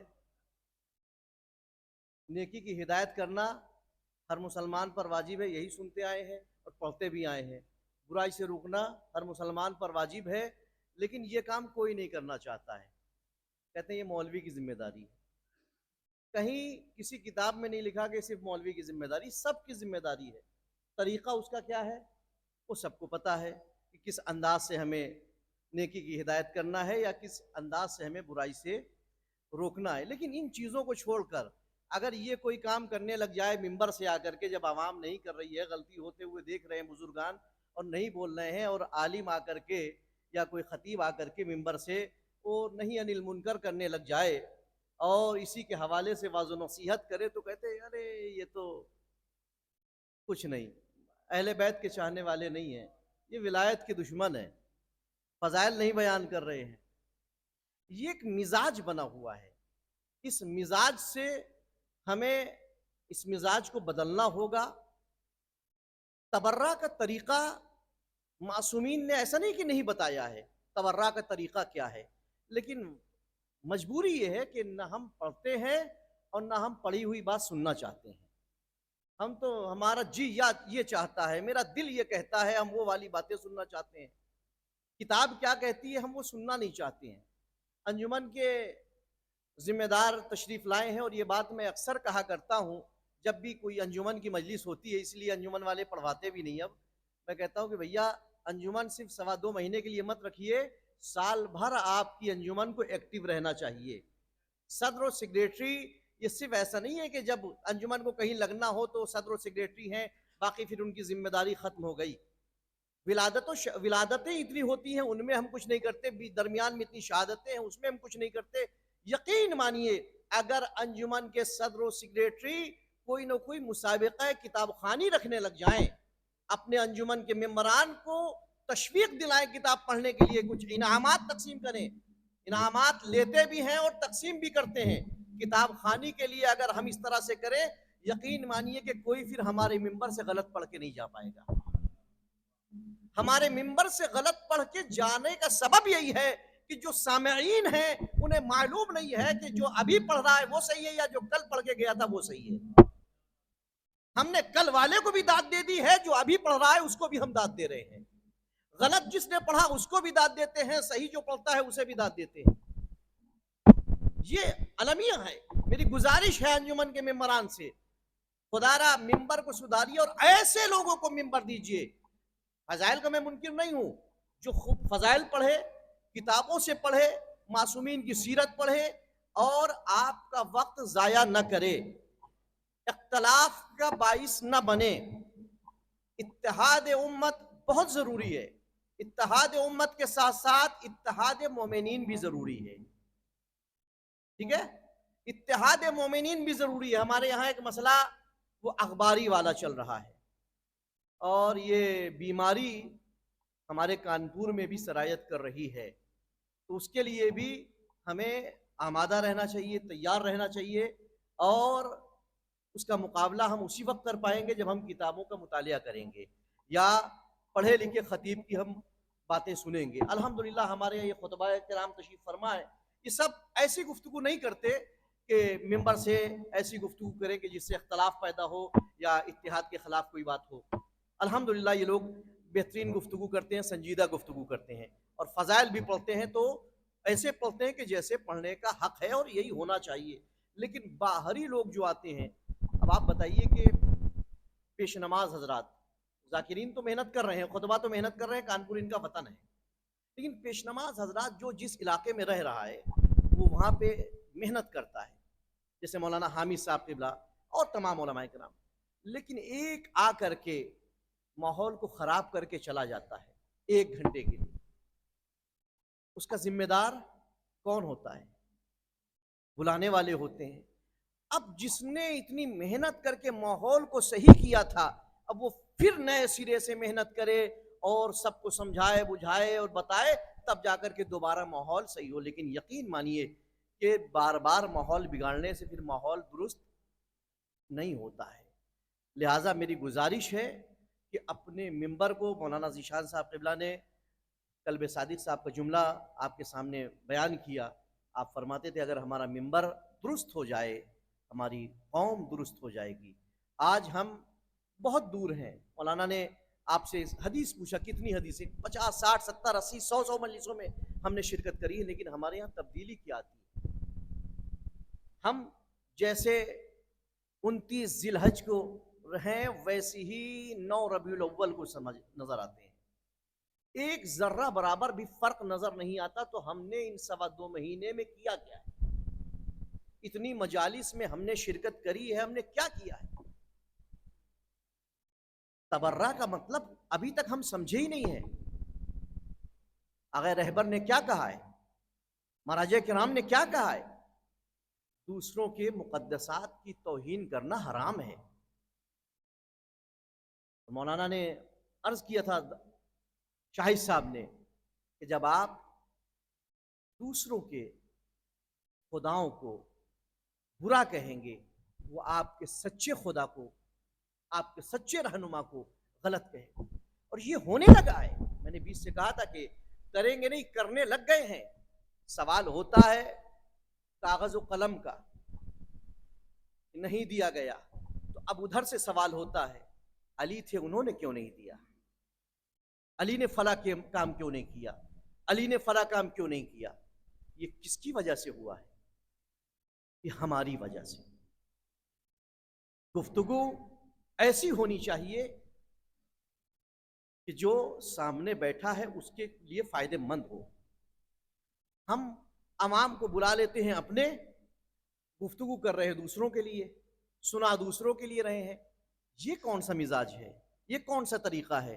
آپ نے جس کو بلایا ہے آپ اس کے اعتبار سے گفتگو کریے. آپ نے جس کو نہیں بلایا آپ اس کے اعتبار سے کیوں سنانا چاہ رہے ہیں؟ وہ موجود بھی نہیں ہے لیکن آپ چیخے پڑے ہیں, سنانا چاہ رہے ہیں. یہ ہمارے بزرگ بتائیں گے بہتر. ایک دور تھا شیعہ اور سنی مل کر کے مجلسیں کرتے تھے, شیعہ اور سنی مل کر کے جلوس میں شرکت کرتے تھے. آج بھی کتنی بستیاں ایسی ہیں کہ جہاں اہل سنت تعزیہ اٹھاتے ہیں. آج بھی کتنی ایسی بستیاں ہیں کہ جہاں شیعہ 2-4 گھر ہیں لیکن اہل سنت جب تک شریک نہ ہو جلوس ان کا آگے نہیں بڑھتا ہے. تعزیہ اٹھاتے ہیں, علم اٹھاتے ہیں. لیکن اسی ممبر نے لوگوں کو دور کر دیا ہے. اس ممبر سے لوگ دور ہوئے ہیں. ہم نے اپنے زبان اور چٹخارے اور کان کو اچھی لگے گفتگو, وہ لچھے دار گفتگو, وہ مسالے والی گفتگو, ہم اس کے زیادہ شوقین ہوئے جا رہے ہیں. خدا را فضائل سنیے, خوب سنیے, لیکن ایسے سے کہ جو واقعی فضائل پڑھ رہا ہو. اتحاد بے حد ضروری ہے. ہمارا راما دیوی میں آپ جانتے ہیں کہ میں جب وہاں گیا تو 24 گھر تھے شیعوں کے. آج الحمدللہ 125 سے اوپر گھر ہیں. وہاں حالات یہ تھے کہ کوئی بھی شیعہ کو مکان نہیں دیتا تھا. میں نے عید میلاد النبی کا پروگرام کیا, ایک بھی اہل سنت نہیں آئے, جبکہ اہل سنت عالم کو میں نے بلایا تھا, اہل سنت شاعر کو میں نے بلایا تھا. اتنا تعصب تھا. لیکن میں نے اپنی تقاریر کے ذریعے سے, اپنی گفتگو سے, اپنے اخلاق سے آج الحمدللہ ماحول ایسا ہے کہ وہاں اہل سنت بھی ہمارے پروگرام میں شریک ہوتے ہیں. ماحول ایسا ہے کہ آج اہل سنت مکان دینے کو تیار ہے. یہی حال یہاں بھی ہے. مولانا حامی صاحب کو جو مسئلہ ہوا ہے اس میں اہل سنت اگر ساتھ نہ دیتے تو مسئلہ حل نہیں ہو سکتا تھا. مسئلہ حل ہوا ہے, اہل سنت نے ساتھ دیا ہے.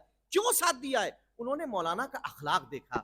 مولانا نے 20 سال میں کوئی ایسی گفتگو نہیں کری کہ جس سے اختلاف پیدا ہو. ہمیشہ اتحاد کی کوشش کی. میں بھی یہی کہتا ہوں کہ آپ شیعہ سنی کچھ بھی رہیں, اپنے گھر میں رہیں, باہر نکلیں تو ایک امت نظر آئیں, مسلمان نظر آئیں. کیونکہ ہمارا قرآن ایک ہے, کعبہ ایک ہے, نماز ہماری بس تھوڑا سا فرق ہے, باقی سب کچھ ایک ہے. تھوڑی سی فرق ہے, وہ فرق اپنی جگہ رکھیے. قبول کرنے والا خدا ہے, کس کا قبول کرے گا کس کا نہیں کرے گا وہ خدا جانتا ہے. الحمدللہ ہماری طرف سے تو یہ کہا ہی نہیں جاتا ہے کہ فلاں کی نماز قبول نہیں ہے, فلاں کے روزے قبول نہیں ہے. ہم لوگ کسی کو سرٹیفکیٹ بانٹتے ہی نہیں ہیں. ہم لوگ تو دعا کرتے ہیں کہ سب کی عبادت پروردگار عالم قبول کر لے. لیکن باہر ایک امت جس دن نظر آئیں گے اس دن دشمن پر ہم غالب آ پائیں گے, ورنہ ہمیشہ یوں ہی مغلوب ہوتے رہیں گے جب تک فرقہ واریت کرتے رہیں گے اور بڑھتے رہیں گے, چاہے وہ مومنین کے درمیان ہو اور چاہے وہ مسلمین کے درمیان ہو. لہٰذا اتحاد کے لیے آمادہ رہیں, جہاں موقع ملے وہاں اتحاد کی گفتگو کریں, جہاں فتنہ ہو رہا ہو وہاں فتنے کو ختم کرنے کی کوشش کریں. یہ تمام شیعوں کی ذمہ داری ہے. السلام علیکم ورحمۃ اللہ وبرکاتہ.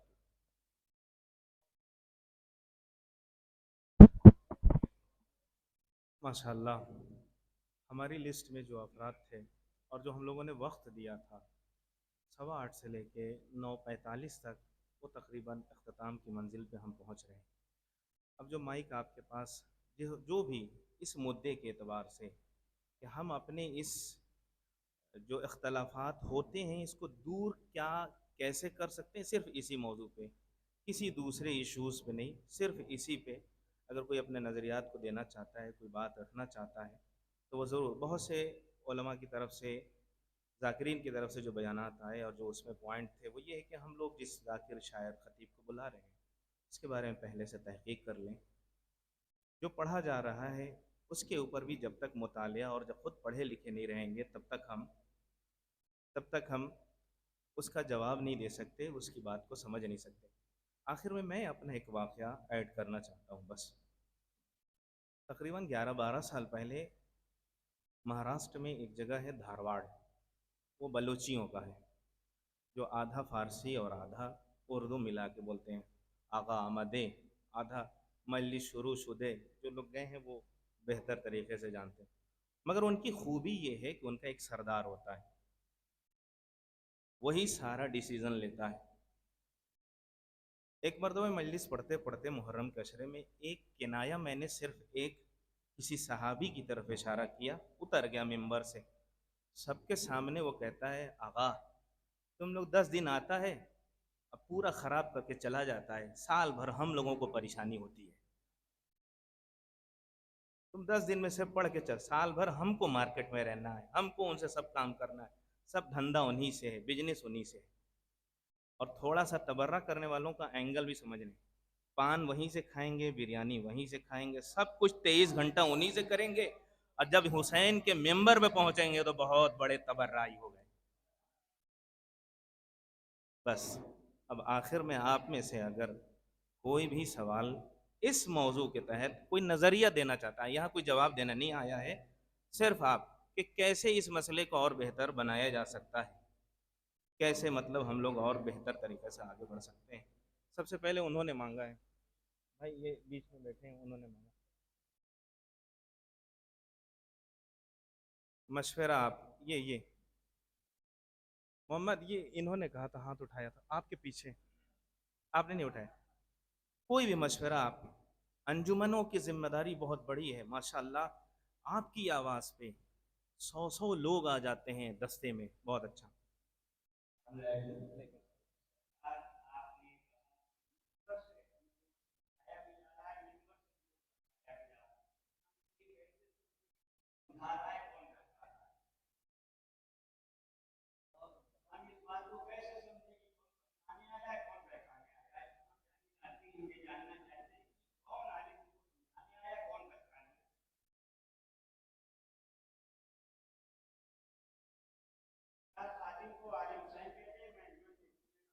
جی ماشاء اللہ, نہیں جی نہیں, بہت اچھا, بہت اچھا آپ کی بات. نہیں وہ بتا, آپ کا سوال, آپ بیٹھ سکتے ہیں, بہت شکریہ. دیکھیے آپ نظریہ دینا چاہ رہے تھے مگر آپ نے سوال میں ہمیں لے ہی لیا.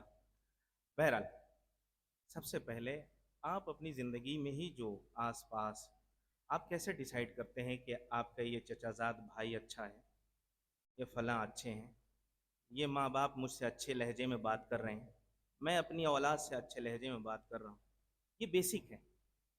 जब इतना हम अपने घर में डिसाइड कर सकते हैं तो हम किसी भी जाकिर, शायर, आलिम उससे 2 मिनट फिर मौलाए कायनात की हदीस अलमरउ मखबूउन तहत लिसानिही, जब तक इंसान गुफ्तगू नहीं करता तब तक पहचाना नहीं जाता, जैसे ही ज़बान खोलेगा पता चल जाएगा कि वो क्या है। तो हमें तय करना है कि इसकी ज़बान में वो नज़ाकत है, लताफत है, लोगों के लिए हमदर्दी रखता है या सिर्फ अपने मफाद को हासिल करना चाहता है। आप जुमा के खुतबे के ज़रिए मिंबर पे जानने के वक्त जब वो मजलिस पढ़ रहा है उस वक्त भी आप तय कर सकते हैं। वो अल्लाह ने आपको वो सलाहियत दी है कि कौन गलत तरफ जा रहा है। मिसाल के तौर पर कुरान की आयत कह रही है नमाज की वजह से जन्नत में जाओगे, और एक जाकिर कह रहा है कि नमाज ना पढ़ो ऐसे ही आज़ादारी से जन्नत में चले जाओ। कॉमन है, कुरान पढ़ें, खुद बहुत से मसले हल हो जाएंगे। सिर्फ एक नज़रिया, एक अहम बात, कुरान का एक मरतबा शुरू से लेकर आखिर तक सिर्फ तर्जुमा पढ़ लीजिए, आपको हर आस पास बैठने वाले अच्छे लोगों की सही पहचान हो जाएगी। सिर्फ एक मरतबा कुरान का तर्जुमा समझ लेना है बस। कुरान बताता है किस मुनाफिक की क्या सिफत है, आलिम की क्या सिफत है, अच्छे लोगों की से क्या सिफत है, अच्छे माशरे की क्या सिफत है, ये आप देख सकते हैं। और कोई अगर मशवरा देना चाहता हो ज़रूर पूछे।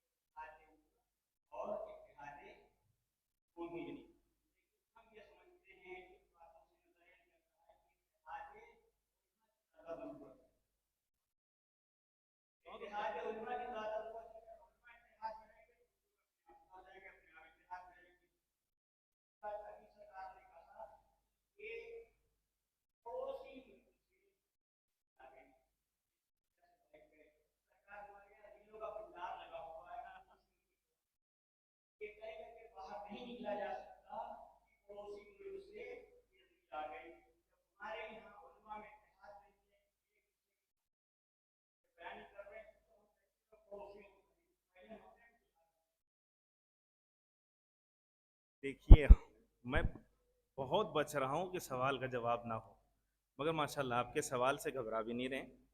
सबसे पहले अभी तो ये है कि हमारे यहाँ जब बात होती है कि हम लोगों के यहाँ जब भी गुफ्तगू होती है मिंबर से कहीं से भी झूठ ना बोलो, ठीक है। तो सबसे पहला काम यह है कि हमें अपने आप को चेक करना है कि मैं झूठ बोलता हूँ या नहीं बोलता। ये बात आपकी सही है कि उलमा में इत्तेहाद नहीं है, मगर ये लाइन से जो जाकिरीन और उलमा बैठे हैं तो एक सिंपल है, एक कोशिश है। आपकी बात दरअसल सही है, मगर अल्हम्दुलिल्लाह 6, 7, 8 महीने से शहर कानपुर में ये उलमा का पहले मर्तबा इस तरह से जमा होना और समाज की ज़रूरत को मद्देनज़र रखते हुए ये प्रोग्राम, देखिए कोई अचानक प्रोग्राम रखना, प्रोग्राम के लिए बहुत सी चीज़ों को करना पड़ता है। अल्हम्दुलिल्लाह अंजुमनों का मैं बहुत शुक्रिया अदा करना चाहता हूँ, जो इदारे उनके अफराद जो आए बहुत शुक्रिया के लायक हैं, इसलिए कि उम्मीद नहीं थी, मगर अल्हम्दुलिल्लाह हमारी आवाज़ पे आबा आए। यानी ये इत्तेहाद का खुद ये एक मैसेज है हम में और आप में दोनों। हम लोग एक अच्छी चीज़ और जो कमियां हैं उसे दूर करने के लिए हम लोग कदम आगे बढ़ा रहे हैं। उम्मीद पर दुनिया कायम है। खुदा ये सवाल करेगा कि जब इख्तलाफ हो रहा था उस वक्त तुम इख्तलाफ करने वालों में से थे या इत्तेहाद करने वालों में से थे। तो हम लोग कह सकते हैं जिस ज़माने में हम ज़िंदगी बसर कर रहे हैं उसमें इत्तेहाद की तरफ कदम आगे बढ़ा रहे हैं। और रील वाली बात को खुद ही आपने जवाब दे दिया।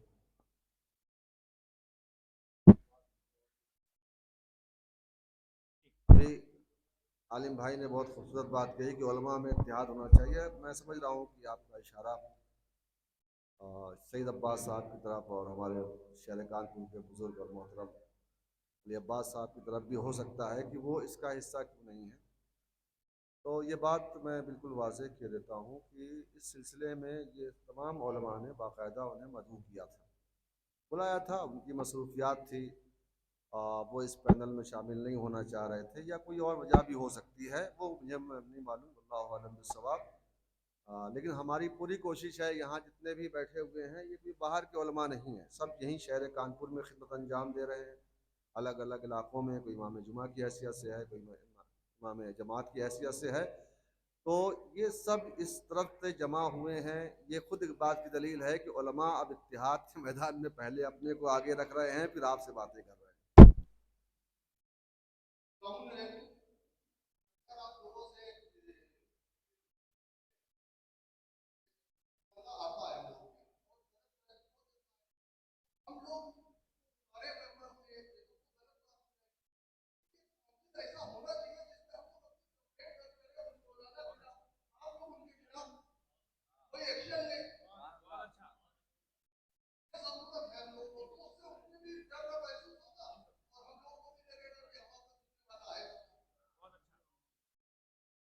بہت اچھا، جزاک اللہ. بات بھی رکھی تو بہت زبردست.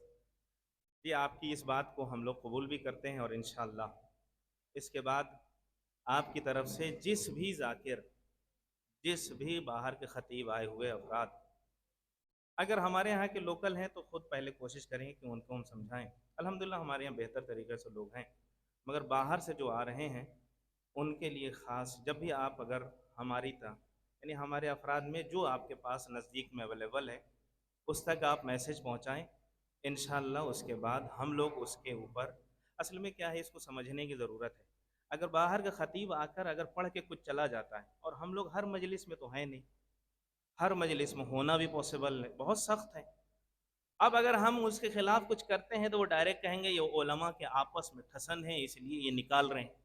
اگر پبلک بیداری کے ساتھ اس چیز کو پیش کرے گی تو ہم یہ کہیں گے یہ ہمارے شہر کا مدعا ہے، اس میں ہم آگے بڑھ رہے ہیں. انشاءاللہ آپ کی اس بات پر ہم لوگ ضرور لبیک کہیں گے.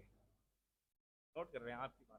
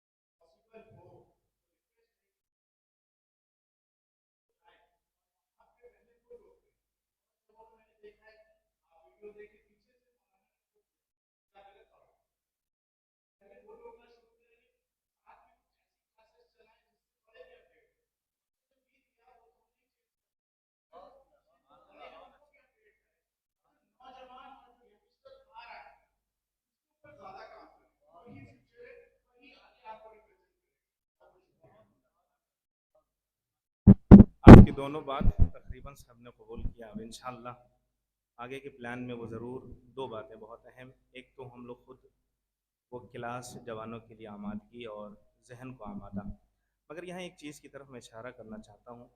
ایک ہماری طرف سے عوام اور خود جوانوں کی طرف سے ایک مشکل ہے کہ جب کلاس ہوتی ہے تو ہمارے اطراف میں کلاس ہو رہی ہے مگر ہمیں اس کلاس میں جانا بھی نہیں ہے. تو کوشش کریں کہ آپ کے اطراف میں جو کلاس ہو رہی ہو اس میں شرکت بھی کریں، اس میں آئیں، ورنہ بہت سی جگہ ہو رہی ہیں، یعنی ایسا نہیں، میں صرف اشارتاً عرض کر رہا ہوں. بہت اچھی بات آپ کی، دو تین باتیں الحمدللہ آپ کی طرف سے آئی. اور اب ظاہراً جو وقت ہم لوگوں نے دیا تھا وہ 9:43 ہو گیا ہے. 2 منٹ ہے. آخر میں ہم سب کا شکریہ ادا کرنا چاہتے ہیں. جن کے بھی مشورے اگر رہ گئے ہیں وہ ہمیں پرسنل بعد میں دے سکتے ہیں. آپ کا آنا، آپ کا یہاں تشریف لانا ہمارے لیے بہت اہم تھا. ہمیں یہ محسوس ہوا کہ ہاں ہماری آواز پہ آپ جیسے ایماندار اور مومن اور مخلص لوگ ہمیشہ لبیک کہیں گے. ہمیں حوصلہ بھی ملا.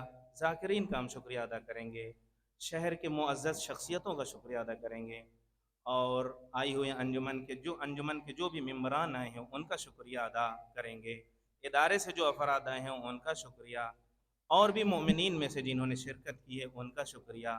اور اس پروگرام کو جس طرح سے بھی آرگنائز کرنے میں بہت سے لوگ مولانا حضرات سے ہٹ کر دوسرے لوگوں نے خدمتیں کی ہیں ان کا شکریہ شیعہ علماء بورڈ کانپور کی طرف سے، اور خود جو علماء یہاں آئے ہیں ان کا بھی ہم شکریہ ادا کریں گے، اور آخر میں اس پروگرام کا اختتام آخر میں وہ دعائے فرج کے عنوان سے ہم لوگ اگر کریں تو سب سے بہتر ہوگا۔ مل کے ہم لوگ دعائے امام زمانہ یعنی دعائے فرج پڑھ لیتے ہیں۔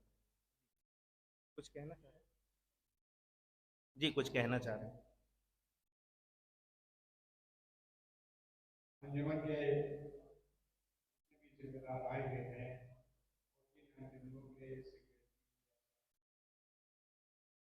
آئے ہوئے ہیں، یہ گزارش ہے کہ انجمن کا نام، سیکریٹری صاحب اپنا نام اور موبائل نمبر باتیں ہے، اور اس کے لیے جو بھی بات ہوگی وہ صدر محترم اور سیکریٹری صاحب وہ آپ کو دیں گے، اور آپ دیں گے معلوم ہے۔ ہاں گروپ بھی بنائیں گے، گروپ میں آج جو لوگ بھی آئے ہیں آئے ہیں